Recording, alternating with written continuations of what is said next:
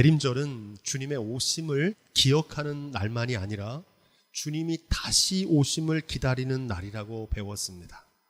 2000년 전 구약의 선지자들이 예언한 대로 예수님께서 이 땅 위에 오셨습니다. 신약의 사도들이 예언했고 예수님께서도 친히 약속하신 대로 언제인지 알 수 없지만 주님께서 반드시 다시 오실 줄로 믿습니다. 그날에 어떤 일이 벌어지는지 구약 성경의 마지막 책 말라기서의 마지막 장에서 다음과 같이 증언합니다. 만군의 여호와가 이르노라.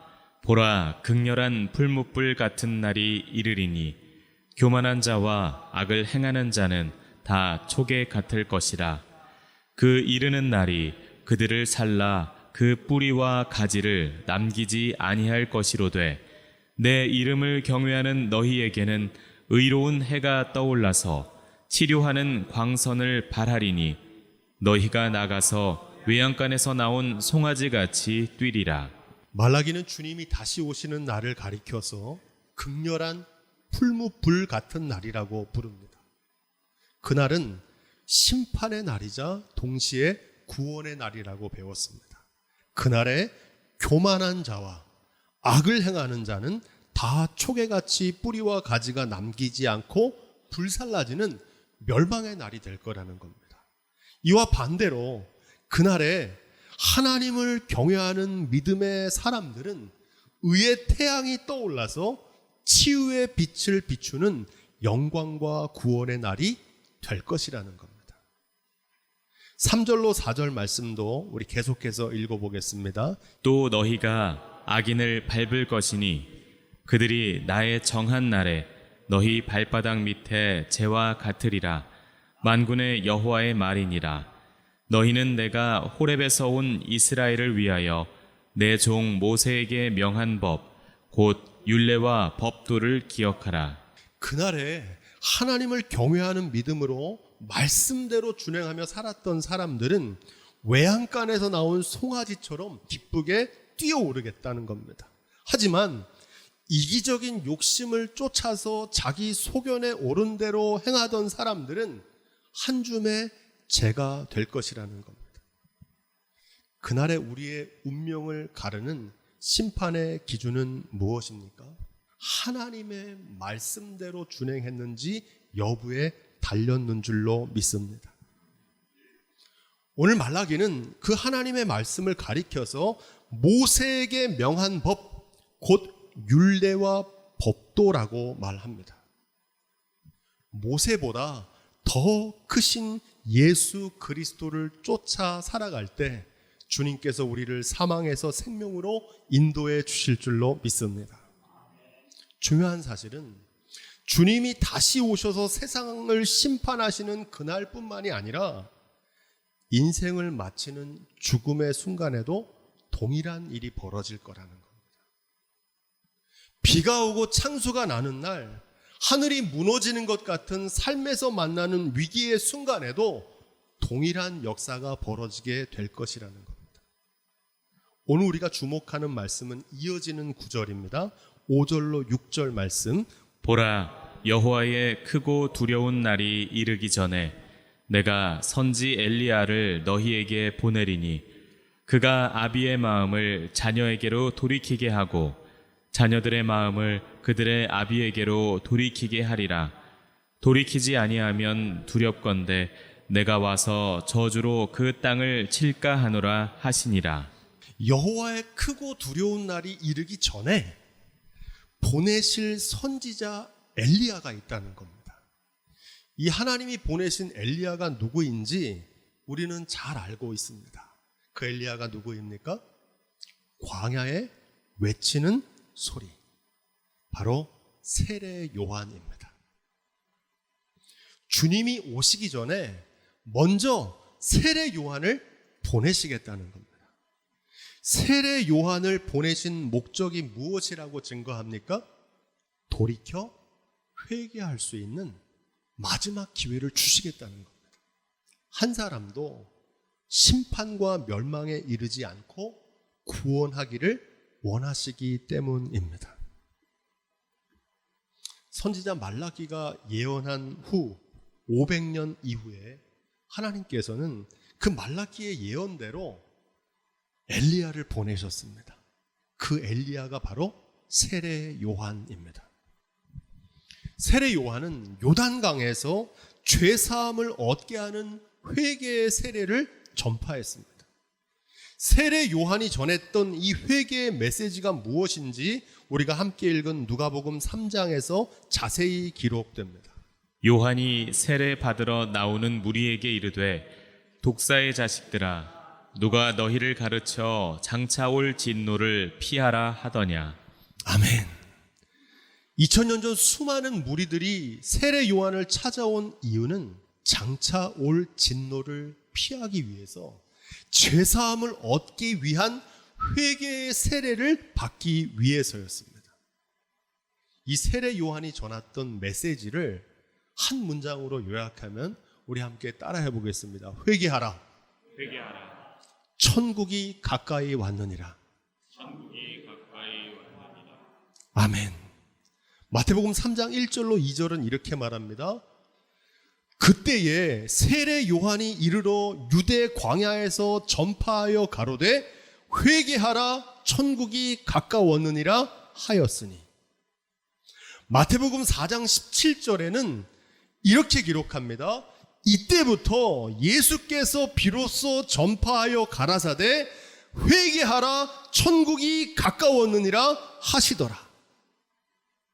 우리가 잘 알고 있는 이 회개하라 천국이 가까웠느니라 하는 이 말씀은 기독교의 오리지널 메시지입니다. 회개하라 천국이 가까이 왔다는 말은 무슨 뜻입니까? 천국과 심판은 동전의 양면처럼 하나라고 배웠습니다. 회개하라 천국이 가까이 왔다는 말은 회개하라 심판이 가까이 왔다는 말씀입니다.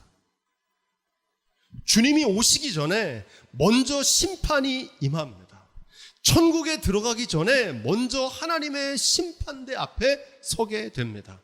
주님이 다시 오셔서 세상을 다스리시는 천국, 곧 하나님의 심판이 가까이 왔으니 빨리 돌이켜 회개하라는 말씀인 줄로 믿습니다.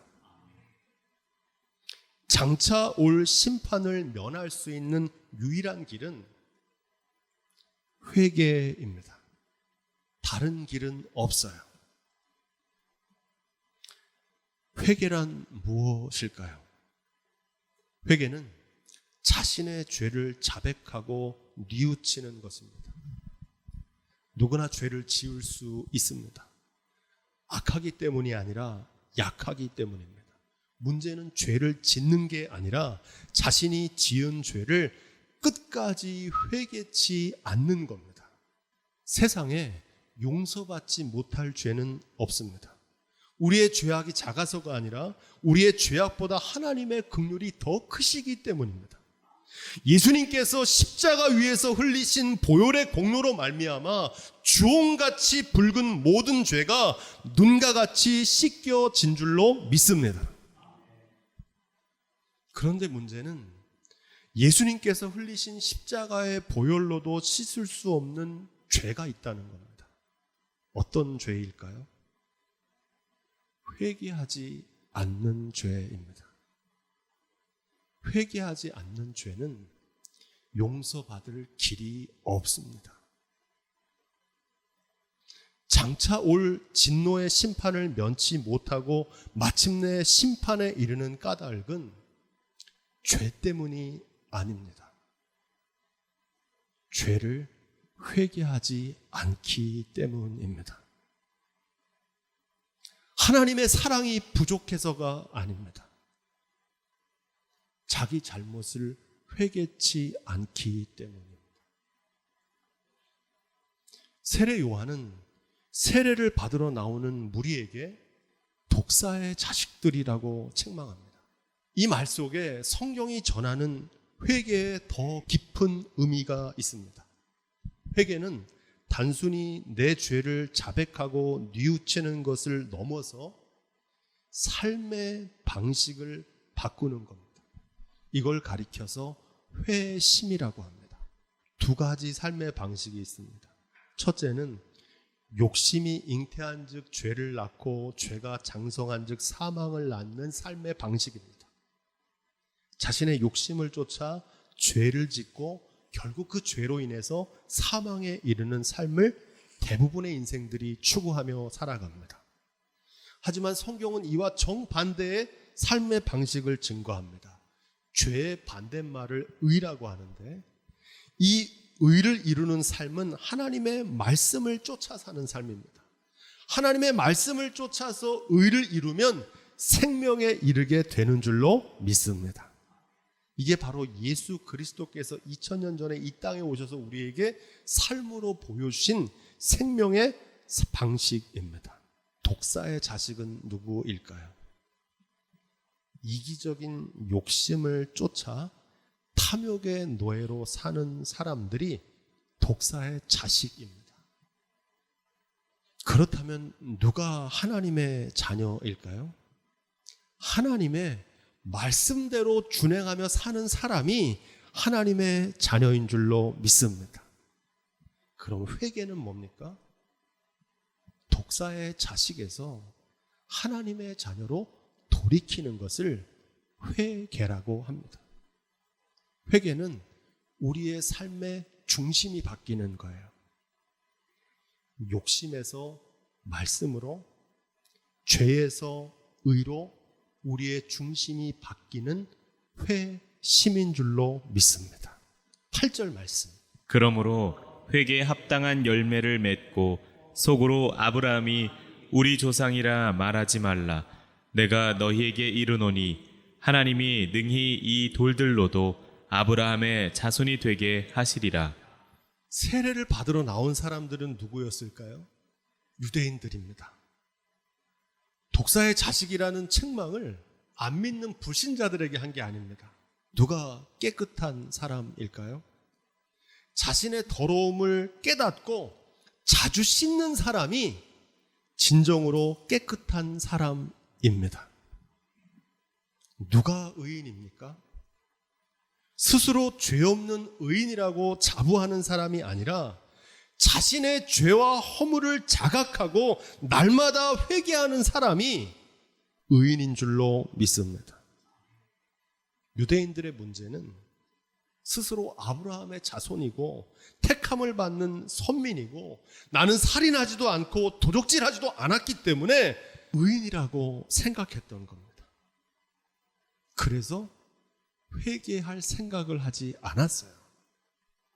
오늘날에도 유대인들처럼 착각하는 신앙인들이 많습니다. 신앙생활의 가장 큰 적은 죄인이라는 사실을 망각하고 화장을 넘어서 변장을 하며 자신을 속이는 외식입니다. 이걸 성경은 바리새인들의 누룩이라고 부릅니다. 외식이 왜 문제입니까? 회개하지 않기 때문에 죄사함을 얻지 못하는 겁니다. 이런 상태를 가리켜서 성경은 교만한 자라고 부릅니다. 교만한 사람은 그래서 심판을 면치 못합니다. 저는 우리 강릉 예양교회가 스스로 의롭게 여기며 겉만 번지를 한 외식하는 의인들의 공동체가 아니라 날마다 주님 앞에 나의 죄를 자복하고 회개하는 용서받은 죄인들의 공동체가 되기를 소망합니다. 세례 요한은 이렇게 말합니다. 회개에 합당한 열매를 맺으라. 진정한 회개는 입술로 하는 것이 아니고 회개에 합당한 열매를 맺는 자리까지 나가야 된다는 겁니다. 어려운 얘기가 아닙니다. 남의 집 유리창을 깨뜨렸어요. 그럼 어떻게 해야 됩니까? 죄송합니다, 미안합니다, 끝나는 게 아니라 새로운 유리창을 갈아 끼워 놓아야 된다는 겁니다.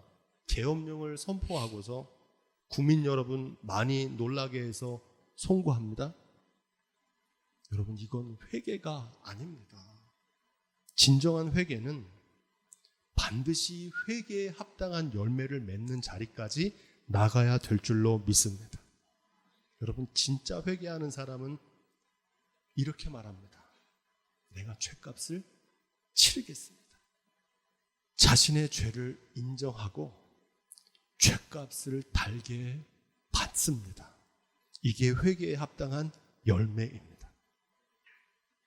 진정한 회개는 자신의 죄를 자백하고 뉘우치는 것을 넘어서 다시 반복해서 그 죄를 저지르지 않는 자리까지 나아가는 것입니다.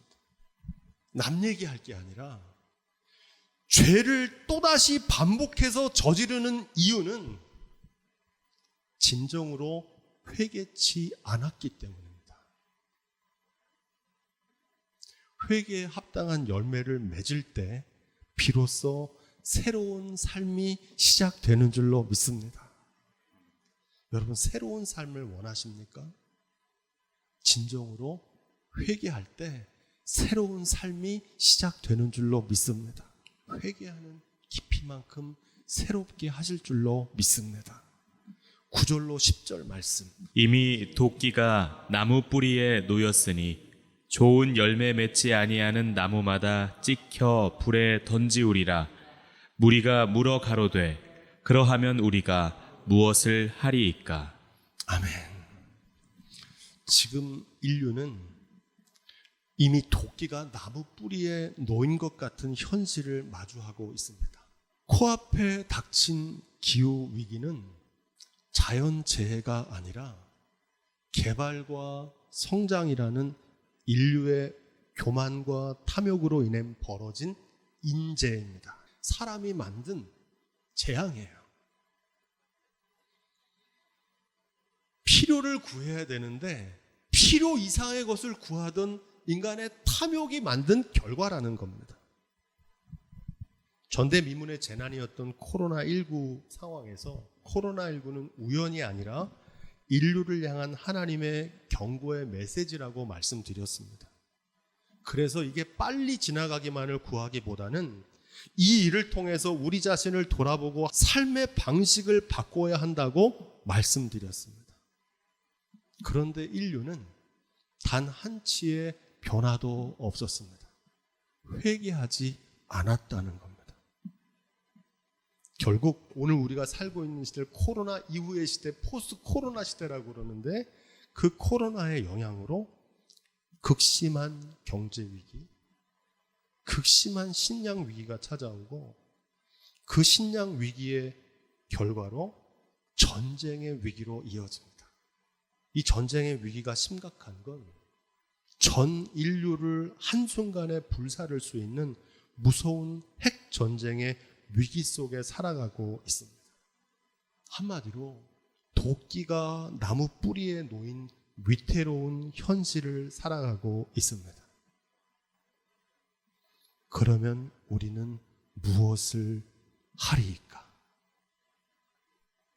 인류의 멸망과 멸종을 마주한 우리가 던져야 될 질문입니다. 그러면 우리가 무엇을 하리이까? 두려움 속에서 될 대로 되라는 식으로 살아야 합니까? 땅 속에 머리를 박는 타조처럼 괜찮아, 아무 일 없을 거야, 2판 4판 인생 뭐 있어, 진탕 먹고 마시며 살다 갈 것입니까? 세례 요한은 우리에게 남은 삶을 어떻게 살아야 되는지를 구체적으로 증거합니다. 11절로 14절 말씀입니다. 대답하여 가로되 옷 2벌 있는 자는 옷 없는 자에게 나눠줄 것이요 먹을 것이 있는 자도 그렇게 할 것이니라 하고 세리들도 세례를 받고자 하여 와서 가로되 선생이여 우리는 무엇을 하리이까 하매 가로되 정한 새 외에는 늑징치 말라 하고 군병들도 물어 가로되 우리는 무엇을 하리이까 하매 가로되 사람에게 강포하지 말며 무소하지 말고 받는 요를 족한 줄로 알라 하니라. 아멘. 이 어려운 질문에 대한 세례 요한의 답은 너무 단순합니다. 옷 2벌 있는 사람, 옷 없는 사람에게 주고 먹을 것도 그렇게 하라는 겁니다. 세리와 군병은 당시에 공권력을 가지고 있는 사람들입니다. 그들에게 다른 사람에게 강포하지 말고 정한 대로 받는 공정과 정의를 실천하라는 겁니다. 세례 요한의 답은 여러 가지가 아니라 단 한 가지고, 크고 거창하고 대단한 일이 아니라 우리가 할 수 있는 구체적인 실천을 말하고 있습니다. 삶의 방식 바꾸라는 겁니다. 일상생활에서 과잉 생산하고 과잉 소비하던 거를 바꾸라는 겁니다. 가장 중요한 것은 투표입니다. 기후위기를 막기 위해서는 기후위기에 대한 정책을 가진 사람에게 투표하셔야 됩니다. 전쟁의 위기를 막기 위해서는 평화를 위한 정책을 가진 사람에게 투표해야 된다고요. 한 사람의 영향력이 얼마나 큰지를 우리는 지금 배우고 있습니다. 성경은 이렇게 말합니다. 아담 한 사람의 불순종으로 죄가 이 땅에 들어와서 멸망에 이르게 됐다는 겁니다. 예수 그리스도 한 사람의 순종으로 말미암아 구원의 길이 열린 줄로 믿습니다. 한 사람에 의해서 공동체의 운명, 인류의 운명, 국가의 운명이 좌우될 수 있다는 말입니다. 우리가 무엇을 하리까? 이 질문의 해답보다 이 질문을 우리 스스로에게 던지는 게 중요합니다. 나는 지금 무엇을 해야 하는가? 마지막을 생각하며 오늘을 더 의미 있게, 가치 있게 살아갈 수 있을까? 스피노자는 이렇게 말합니다.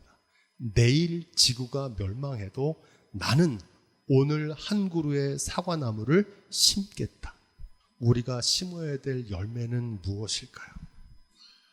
저는 그것이 회개에 합당한 열매인 줄로 믿습니다. 달라져야 돼요. 이제라도 변해야 돼요. 삶의 방식을 바꾸는 회개입니다. 이기적인 욕심에서 사랑으로, 불평에서 감사로, 염려에서 기도로, 소유하던 삶에서 향유하는 삶으로, 축적하고 쌓아두는 삶에서 나누는 삶으로, 군림하는 삶에서 섬김의 삶으로 변해야 될 줄로 믿습니다. 예수님께서 우리에게 보여주신 생명의 삶입니다. 소돔과 고모라는 죄악 때문에 멸망한 게 아닙니다. 왜 망했습니까? 의인 10사람이 없어서 망한 겁니다. 의인 10사람만 있으면 세상은 멸망하지 않습니다. 하나님께서 찾으시는 의인 10사람만 있으면 그 공동체는 무너지지 않습니다. 할렐루야. 저는 오늘 예배하는 저와 여러분들이 그 하나님이 찾으시는 10사람이 되시기를 주님의 이름으로 축복드립니다. 이 세대는 악한 세대라 표적을 구하되 요나의 표적밖에는 보일 것이 없다고 예수님 말씀하셨습니다. 심판 때에 니느웨 사람들이 일어나 이 세대 사람들을 정죄하리니 이는 그들이 요나의 전도를 듣고 회개하였음이오니와 요나보다도 더 큰 이가 여기 있느니라 말씀하십니다. 무슨 뜻입니까?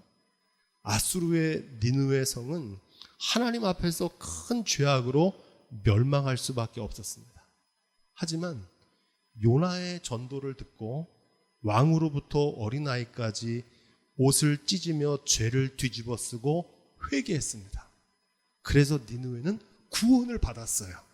죄악으로 멸망할 수밖에 없는 이 세상도, 죄로 죽을 수밖에 없는 우리 인생도 요나보다 더 크신 만왕의 왕이신 예수 그리스도를 영접하고 그 말씀대로 준행할 때 주님께서 우리를 구원해 주실 줄로 믿습니다.